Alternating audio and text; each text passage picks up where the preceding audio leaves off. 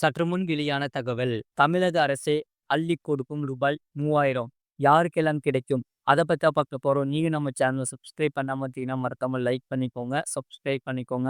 மற்றவர்களுக்கு தெரியப்படுத்தவும் ஷேர் பண்ணுங்க. தமிழ்நாட்டின் மகளிர் உரிமை தொகை திட்டம் உள்ளிட்ட பல்வேறு நலத்திட்டங்களுக்கான ஜூன் மாத தொகை தமிழ்நாடு அரசு மூலம் விரைவில் ரிலீஸ் செய்யப்பட உள்ளது.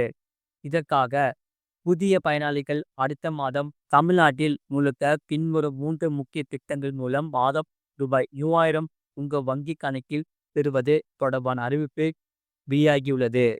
தமிழ்நாட்டில் ஏற்கனவே மகளிர் உரிமை தொகை திட்டம் விரிவு செய்யப்பட்டு விட்டது. அதன்படி பின்வரும் மக்களுக்கு இந்த திட்டம் விரிவு செய்யப்பட்டு விட்டது.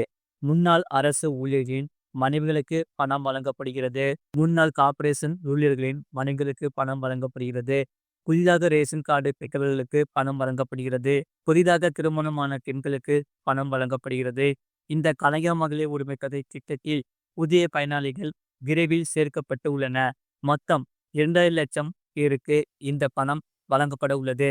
இதில் புதிதாக திருமணமானவர்கள் மற்றும் புது ரேஷன் அட்டைதாரர்கள் ஆகியோர்களுக்கு பணம் வழங்கப்பட உள்ளதாக தகவல் வெளியாகியுள்ளது. முழு வீடியோ லிங்க் கீழே இருக்கு. அதை கிளிக் பண்ணி பாருங்க.